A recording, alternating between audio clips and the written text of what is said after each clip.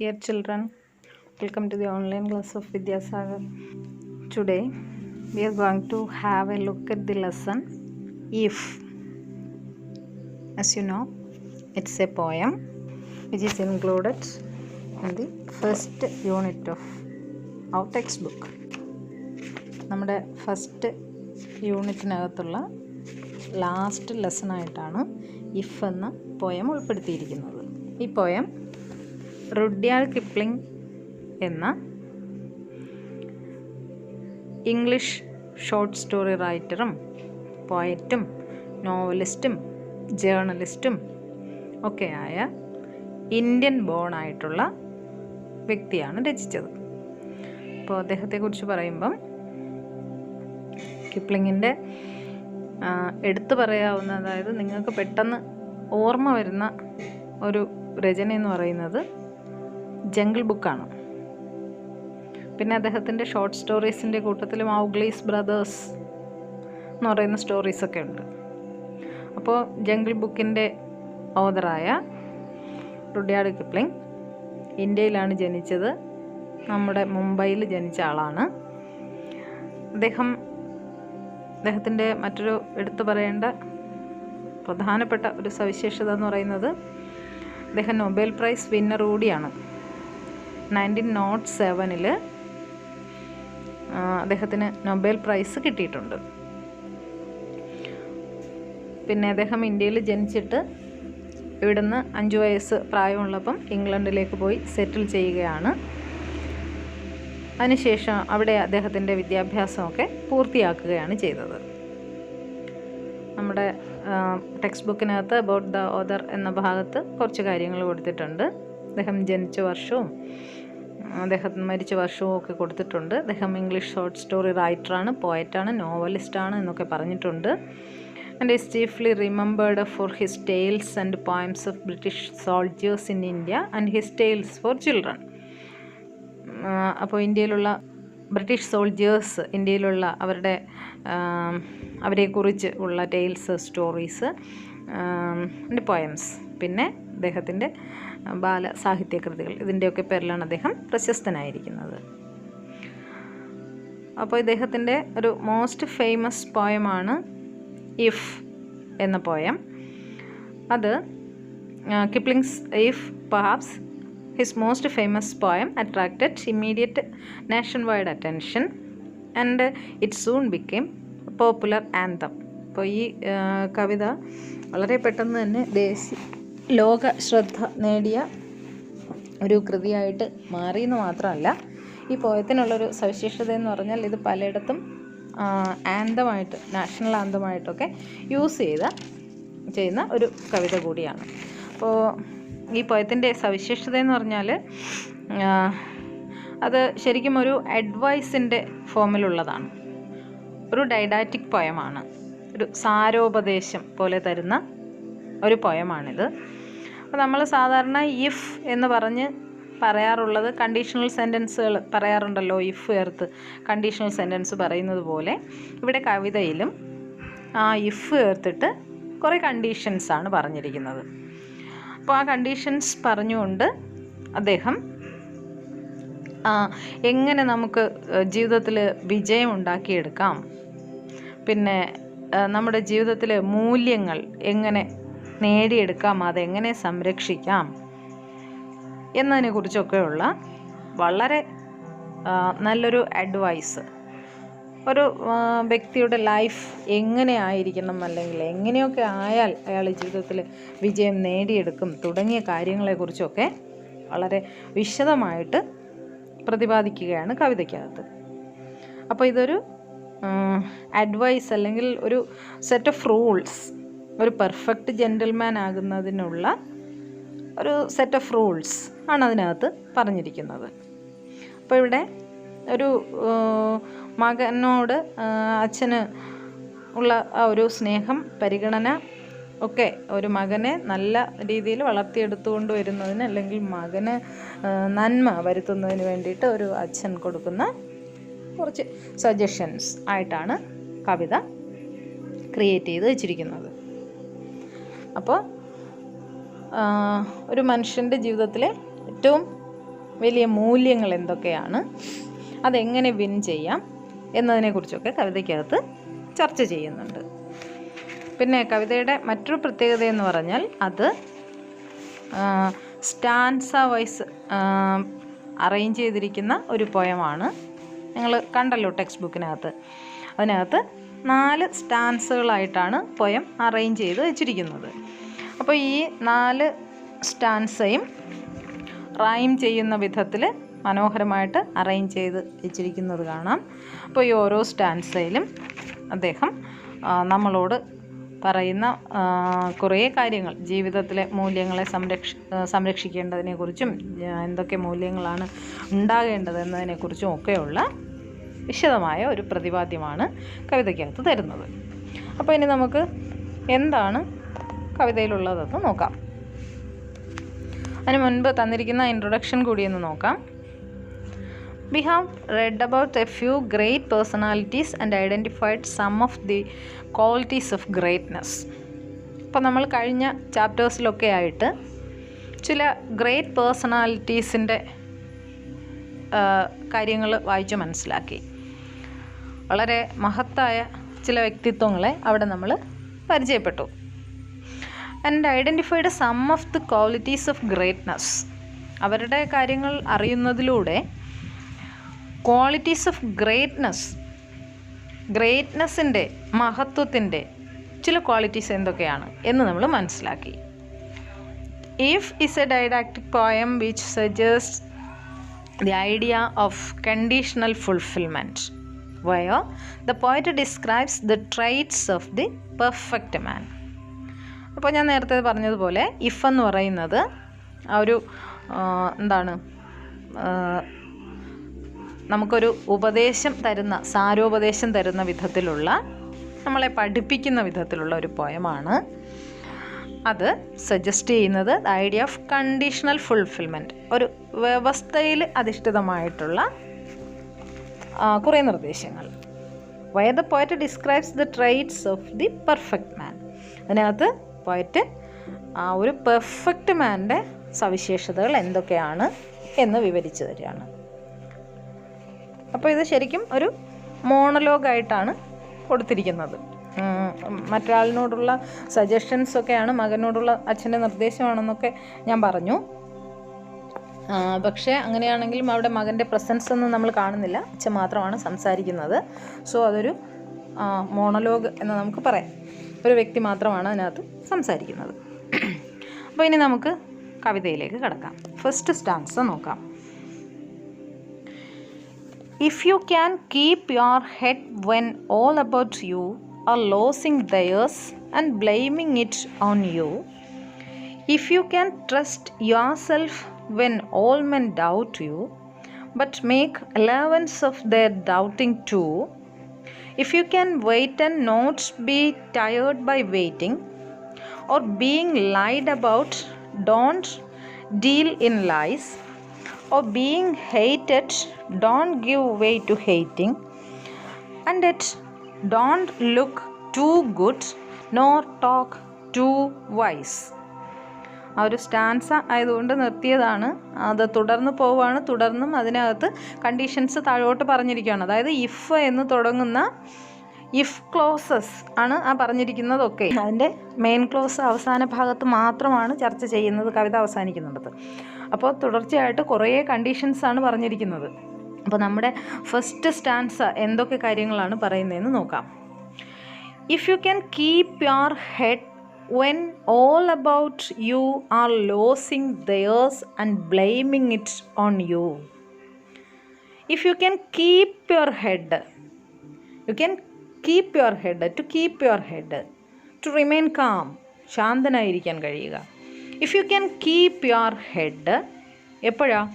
when all about you are losing theirs, when all about you, when all around you are losing theirs, when all around you are not in such a condition to remain calm.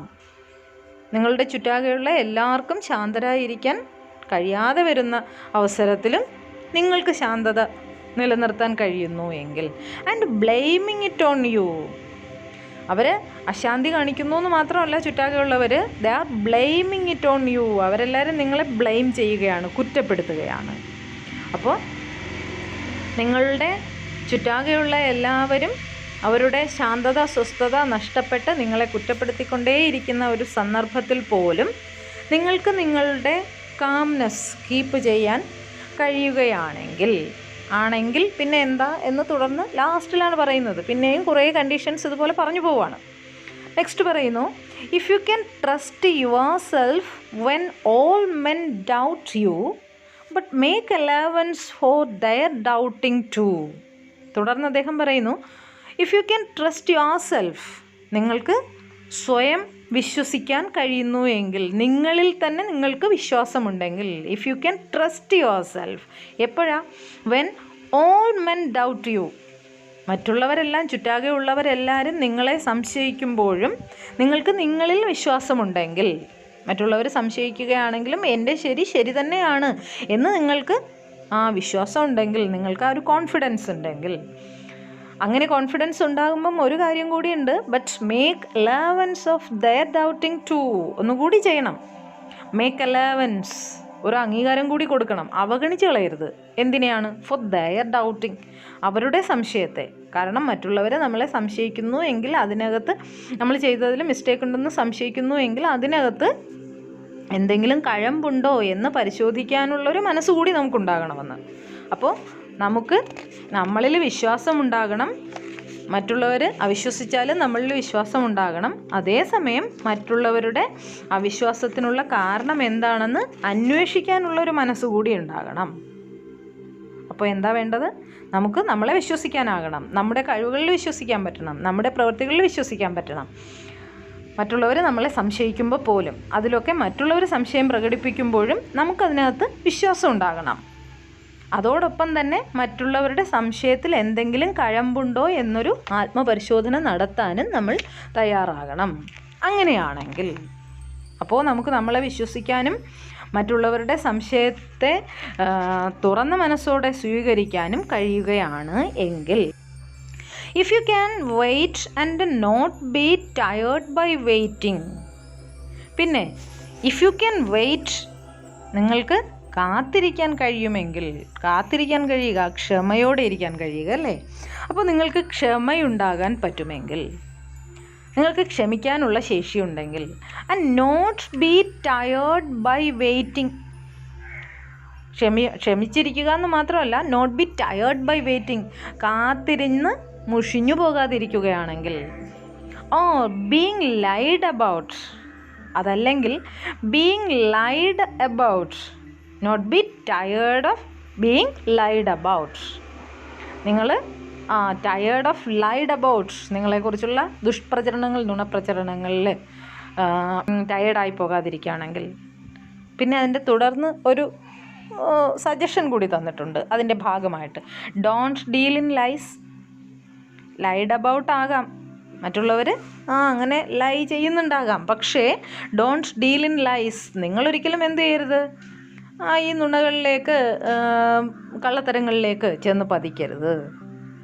Or being hated, അതല്ലെങ്കിൽ not be tired of being hated, വെറുക്കപ്പെടുന്നതിൽ നിങ്ങൾ ദുഃഖിച്ചു പോകരുത്. അതിൻ്റെ ഒപ്പവും ഒരു വാൽക്കഷ്ണമുണ്ട്, don't give way to hating. ഒരിക്കലും വെറുപ്പിന് വഴങ്ങിക്കൊടുക്കരുത്. നിങ്ങളുടെ മനസ്സിൽ വെറുപ്പ് എന്ന വികാരം വന്നു നിറയരുത്.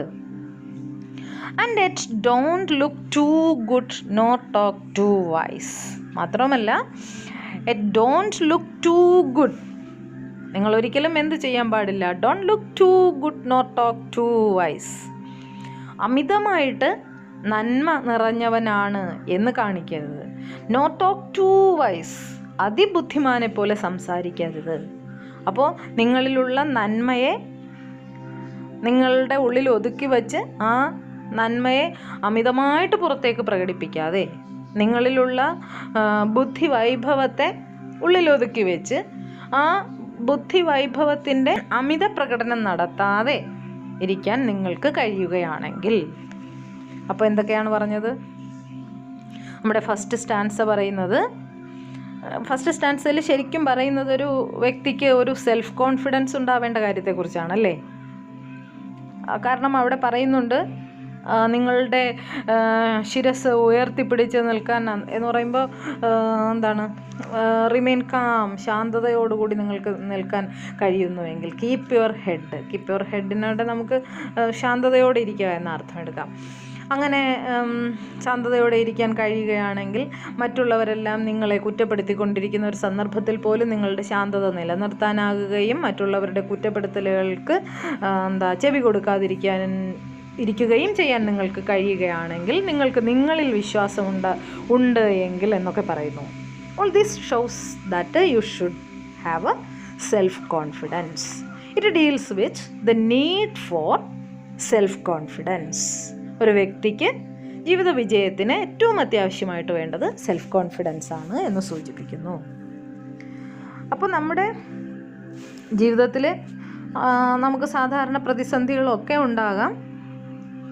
അങ്ങനെ ഉണ്ടാകുന്ന സന്ദർഭത്തിൽ അതിനൊക്കെ വഴങ്ങി തകർന്നു പോകാതെ നമ്മൾ സെൽഫ് കോൺഫിഡൻസോടുകൂടി മുന്നോട്ട് പോകണം എന്നാണ് പറയുന്നത്. പിന്നെ പറയുന്നുണ്ട് ഇഫ് യു ക്യാൻ വെയിറ്റ് എന്ന്, you have to wait patiently എന്നാണ് പറഞ്ഞിരിക്കുന്നത് അല്ലേ. യു ഹാവ് ടു വെയിറ്റ് എന്ന് പറയുമ്പോൾ ഷോസ് പേഷ്യൻസ്, ക്ഷമയെ കാണിക്കുന്നു. അപ്പോൾ പേഷ്യൻസ് എന്ന് പറയുന്നതും ഒരു നന്മയാണ്.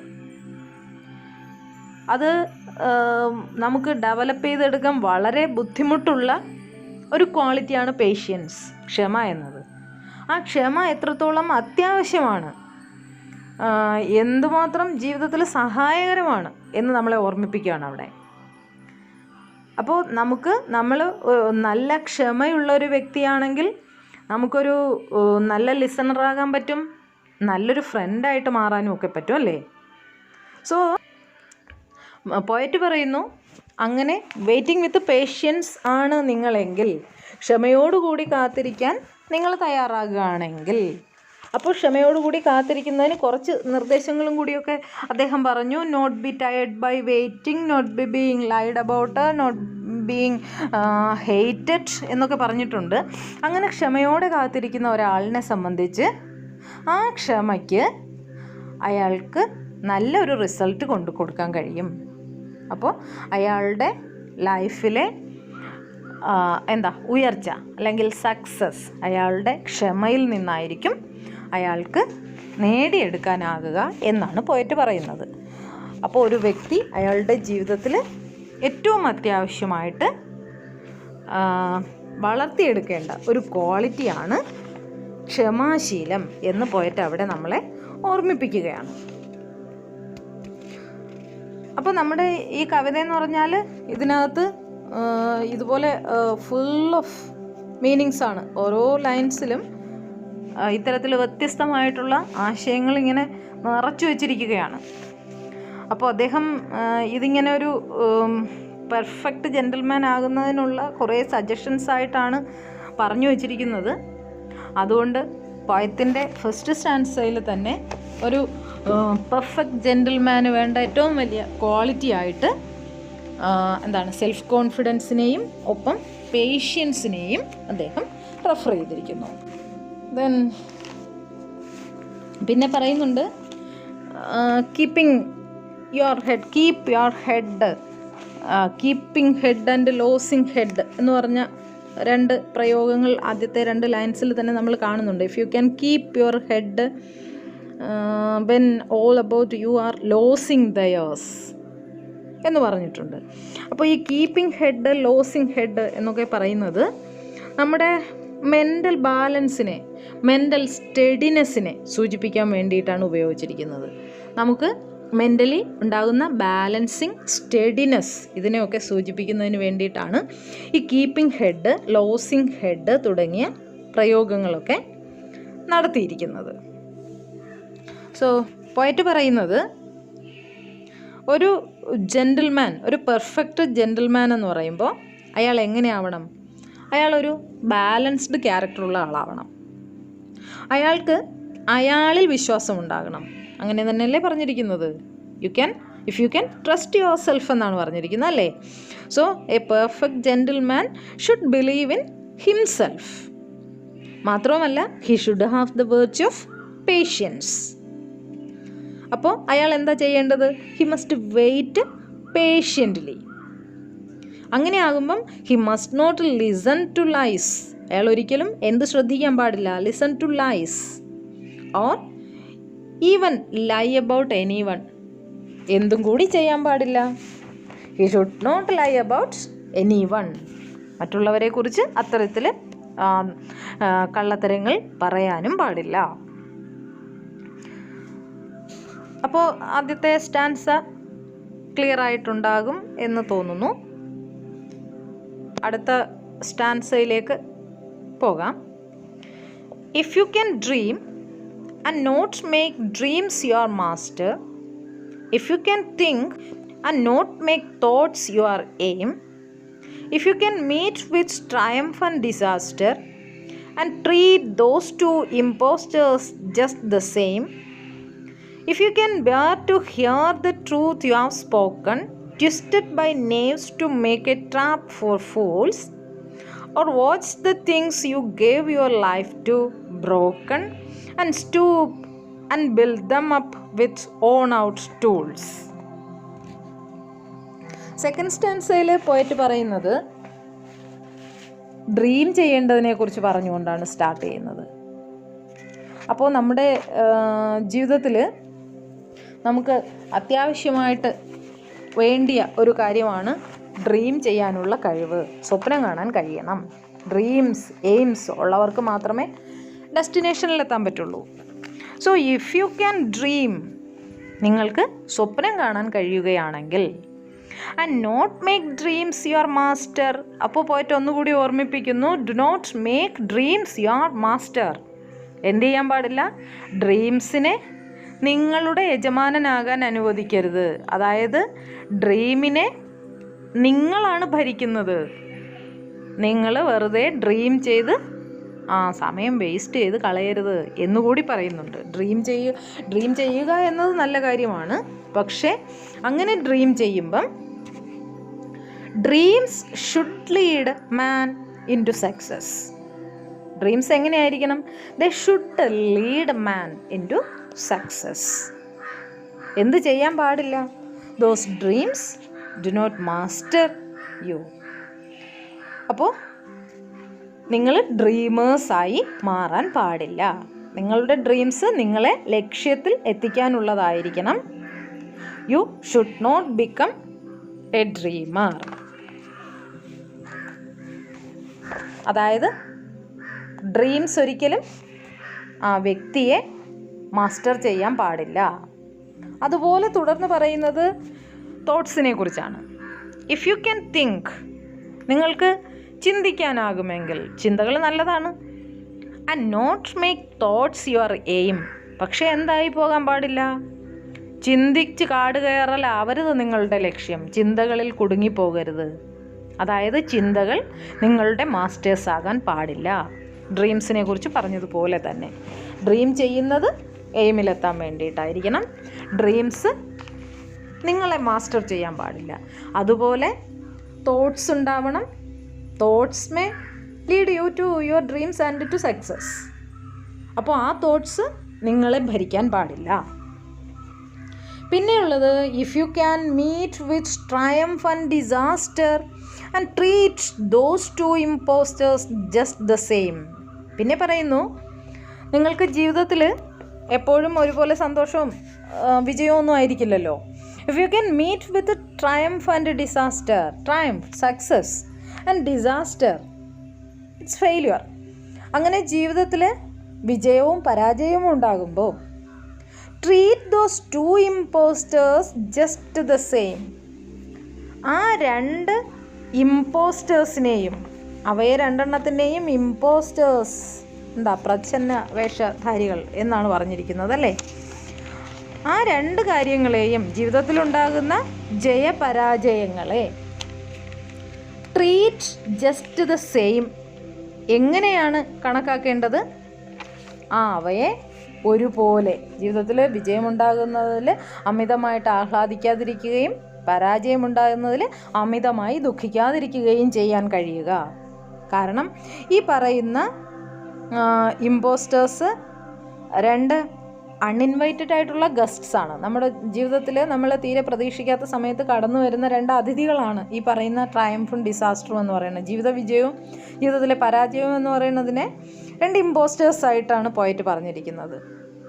അപ്പോൾ ഒരു മനുഷ്യനെ സംബന്ധിച്ച് അയാളുടെ ജീവിതത്തിൽ ഈ 2 ഇമ്പോസ്റ്റേഴ്സ് ഉണ്ടാകാൻ സാധ്യതയുണ്ട്, ഉറപ്പായിട്ടും ഉണ്ടാകും. അപ്പോൾ ഇവർ രണ്ടാളും അൺഇൻവൈറ്റഡ് ആയതുകൊണ്ട് തന്നെ വളരെ പെട്ടെന്നായിരിക്കും കടന്നു വരിക, അപ്രതീക്ഷിതമായിട്ടായിരിക്കും കടന്നു വരിക. അങ്ങനെ കടന്നു വരുന്ന ഇവയെ 2 എണ്ണത്തിനെയും എങ്ങനെ സമീപിക്കണം എന്ന് ഒരു വ്യക്തി മനസ്സിലാക്കിയിരിക്കണം. അപ്പോൾ ഒരു വ്യക്തി ഒരിക്കലും വളരെ എക്സൈറ്റഡ് ആകരുത്, അല്ലെങ്കിൽ ഒരുപാട് ഡിപ്രസ്ഡ് ആയി പോകരുത്. അയാളുടെ ജീവിതത്തിൽ സക്സസ് ഉണ്ടാകുമ്പം ഓർ എക്സൈറ്റഡ് ആകുകയോ ഫെയിലിയർ ഉണ്ടാകുമ്പം ഡിപ്രസ്ഡ് ആകുകയോ ചെയ്യാൻ പാടില്ല. So if you can meet with triumph and disaster and treat those 2 impostors just the same, അങ്ങനെ നിങ്ങൾക്ക് കഴിയുകയാണെങ്കിൽ, and if you can bear to hear the truth you have spoken twisted by knaves to make a trap for fools. ഇനിയും ഉണ്ട് ജീവിതത്തിൽ നിങ്ങൾ ശ്രദ്ധിക്കേണ്ട കാര്യങ്ങൾ. If you can bear, നിങ്ങൾക്കത് താങ്ങാനാകുമെങ്കിൽ, to hear the truth you have spoken twisted, നിങ്ങൾ പറഞ്ഞ സത്യത്തെ വളച്ചൊടിക്കുന്നത് കേൾക്കാനിടയായാൽ അത് സഹിക്കാൻ പറ്റുമെങ്കിൽ, ആരെ ട്വിസ്റ്റ് ചെയ്യുക? ബൈ നേവ്സ്, നേവായിരിക്കുന്ന ഡിസോണസ്റ്റ് പീപ്പിൾ അതിനെ വളച്ചൊടിക്കാൻ ശ്രമിക്കുകയാണെങ്കിൽ, എന്തിനാണ് അങ്ങനെ നേവ്സ് ചെയ്യുക? To make a trap for fools, ഫൂൾസിന് വേണ്ടിയിട്ടൊരു ട്രാപ്പ് ഉണ്ടാക്കാൻ, അതായത് എന്താണ്, വിഡ്ഢികളെ കുടുക്കിൽ ചാടിക്കാൻ വേണ്ടിയിട്ടല്ലേ. അപ്പോൾ അത്തരത്തിൽ ഉണ്ടാകുന്ന ദുഷ്പ്രചരണങ്ങൾ അല്ലെങ്കിൽ അസത്യ പ്രചരണങ്ങളെയൊക്കെ നിങ്ങൾ പറഞ്ഞതിനെ വളച്ചൊടിക്കുന്ന ഒരു അവസ്ഥ ഉണ്ടായിക്കഴിഞ്ഞാൽ അതിനെ നിങ്ങൾക്ക് അഭിമുഖീകരിക്കാൻ കഴിയുമെങ്കിൽ, അതിനെ നിങ്ങൾക്ക് താങ്ങാനാകുമെങ്കിൽ, അങ്ങനെയൊക്കെ ചെയ്യാൻ പറ്റുകയാണെങ്കിൽ, or watch the things you gave your life to broken, അതിനേക്കാളും കഷ്ടമുള്ള മറ്റൊന്നാണ് തുടർന്ന് പറയുന്നത്. Watch the things you gave your life to, നിങ്ങൾ നിങ്ങളുടെ ജീവൻ കൊടുത്ത് പടുത്തുയർത്തിയ സാധനങ്ങളൊക്കെ വാച്ച് ബ്രോക്കൺ, തകർന്നു പോയതായിട്ട് നിങ്ങൾ കാണാനിടയാകുകയാണെങ്കിൽ, അതായത് നിങ്ങളുടെ ജീവിതത്തിൽ നിങ്ങൾ ഏറ്റവും കഷ്ടപ്പെട്ട് കെട്ടിപ്പടുത്തുയർത്തിയത് തകർന്നടിഞ്ഞു എന്ന് കാണാനിടയാകുമ്പം, അങ്ങനെ കാണാനിടയായാൽ and stoop and build them up with worn out tools, നിങ്ങൾക്ക് എന്ത് ചെയ്യാനാകണം? You should stoop down and build them up, നിങ്ങൾക്ക് വീണ്ടും അതിനെയൊക്കെ തിരികെ പെറുക്കി വെച്ചിട്ട് ബിൽഡ് ദം അപ്പ്, പുനർനിർമ്മിക്കാൻ കഴിയണം. എങ്ങനെയാ? വിത്ത് ഓൺ ഔട്ട് ടൂൾസ്, നിങ്ങളുടെ ഓൾഡ് സ്കിൽസൊക്കെ ഉപയോഗിച്ചുകൊണ്ട്. ഓൺ ഔട്ട് ടൂൾസ് ഉണ്ട്, നിങ്ങളുടെ old skills and personal qualities, അവ ഉപയോഗിച്ചുകൊണ്ടാണ് you gain that victory in your life, നിങ്ങളുടെ ജീവിതത്തിൽ നിങ്ങൾ വിജയം നേടിയെടുത്തത് ഈ പറഞ്ഞ ഓൺ ഔട്ട് ടൂൾസ്, അതായത് ഓൾഡ് സ്കിൽസ്, പേഴ്സണൽ ക്വാളിറ്റീസ്, അതിനെ ഉപയോഗിച്ചുകൊണ്ട്, നിങ്ങളുടെ കഴിവിനെ ഉപയോഗിച്ചുകൊണ്ടാണ് നിങ്ങളുടെ ജീവിതത്തിൽ വിജയം നേടിയെടുത്തിരുന്നത്. അപ്പോൾ ആ വലിയ വിജയത്തിന് ഒരു തകർച്ച സംഭവിച്ചു കഴിഞ്ഞാൽ അവിടെ അയ്യോ എൻ്റെ ജീവിതം അവസാനിച്ചു പോയി എന്ന് പരിതപിക്കാതെ വീണ്ടും ആ കഴിവുകൾ നിങ്ങളിലുണ്ടല്ലോ, അതിനെയൊക്കെ പൊടി തട്ടിയെടുത്ത് വീണ്ടും ജീവിതത്തിൻ്റെ വിജയത്തിലേക്കുള്ള പാതയിൽ മുന്നേറാൻ നിങ്ങൾക്ക് കഴിയുകയാണെങ്കിൽ, അപ്പോൾ നിങ്ങൾക്ക് വളരെ ഭംഗിയായിട്ട് വീണിടത്ത് നിന്ന് എഴുന്നേറ്റ് ഓടാൻ പറ്റുകയാണെങ്കിൽ, അങ്ങനെയൊക്കെ ഉള്ള ആളിനാണ് എന്താ സംഭവിക്കുക എന്ന് ലാസ്റ്റിൽ പറയുന്നുണ്ട്. അപ്പോൾ സെക്കൻഡ് സ്റ്റാൻസയിൽ പറയുന്നത് നിങ്ങളോട് ഡ്രീം ചെയ്യണമെന്നാണ്. അപ്പോൾ ഒരു കാര്യം ഓർക്കണം, ഡ്രീം ചെയ്യുമ്പം ഡ്രീം ചെയ്താൽ മതി, ഡ്രീംസിന് നിങ്ങളെ ഭരിക്കാൻ അനുവദിക്കരുത്. ഒപ്പം നിങ്ങൾക്ക് തിങ്ക് ചെയ്യാൻ പറ്റണം, തോട്ട്സ് നിങ്ങളുടെ മാസ്റ്റേഴ്സ് ആകാൻ പാടില്ല. പിന്നെ ട്രയംഫ് ആൻഡ് ഡിസാസ്റ്റർ എന്ന് പറയുന്ന ജീവിതത്തിൽ വളരെ അൺഎക്സ്പെക്റ്റഡ് ആയിട്ട് കടന്നു വരുന്ന 2 വിളിക്കപ്പെടാത്ത അതിഥികൾ നിങ്ങളുടെ ജീവിതത്തിലേക്ക് കടന്നു വന്നു കഴിഞ്ഞാൽ അവയെ 2നെയും ഒരുപോലെ നേരിടാൻ നിങ്ങൾക്ക് കഴിയണം. അതായത് സക്സസ്സിൽ ഓവർ എക്സൈറ്റഡ് ആകാതെയും ഫെയിലുവറിൽ ഡിപ്രസ്ഡ് ആയി പോകാതെയും ഇരിക്കാൻ നിങ്ങൾക്ക് കഴിയുമെങ്കിൽ നിങ്ങളെക്കുറിച്ച് നിങ്ങൾ പറഞ്ഞ യാഥാർത്ഥ്യത്തെ വളച്ചൊടിച്ച് മറ്റുള്ളവരെ അപകടത്തിൽ ചാടിക്കാനായിട്ട് ആരെങ്കിലും ശ്രമിക്കുന്നത് കണ്ടാൽ അത് താങ്ങാനുള്ള മനക്കരുത്ത് നിങ്ങൾക്കുണ്ടാകുമെങ്കിൽ, നിങ്ങളുടെ ജീവിതത്തിൽ നിങ്ങൾ വളരെ കഷ്ടപ്പെട്ട് പടുത്തുയർത്തിയതിനെയെല്ലാം വിധി ഒരു നിമിഷം കൊണ്ട് തല്ലി തകർത്ത് കളഞ്ഞാൽ അതിൽ നിന്ന് വീണ്ടും ഉയർത്തെഴുന്നേറ്റ് നിങ്ങളുടെ ജീവിത വിജയത്തിന് വേണ്ടിയിട്ട് പരിശ്രമിക്കാൻ, നിങ്ങളുടെ ആ പഴയ കഴിവുകളൊക്കെ ഉപയോഗപ്പെടുത്താനുള്ള ശേഷി നിങ്ങൾക്കുണ്ടാകുമെങ്കിൽ, അങ്ങനെയൊക്കെ ഒരു മനുഷ്യൻ ജീവിത വിജയത്തിലേക്ക് എത്തുക എന്നാണ് പോയിട്ട് പറഞ്ഞു വരുന്നത്. അത് ലാസ്റ്റിൽ പറയുന്നുണ്ട് അങ്ങനെയുള്ള ആളിന് എന്താ സംഭവിക്കുക എന്ന്. അപ്പോൾ ആദ്യത്തെ 2 സ്റ്റാൻസ ഒരുവിധം ക്ലിയർ ആയിട്ടുണ്ടാകും എന്ന് വിശ്വസിക്കുന്നു. നമുക്ക് അടുത്ത സെഷനിൽ കൂടുതൽ കാര്യങ്ങൾ അതിനെക്കുറിച്ച് ചർച്ച ചെയ്യാം. Okay, thank you.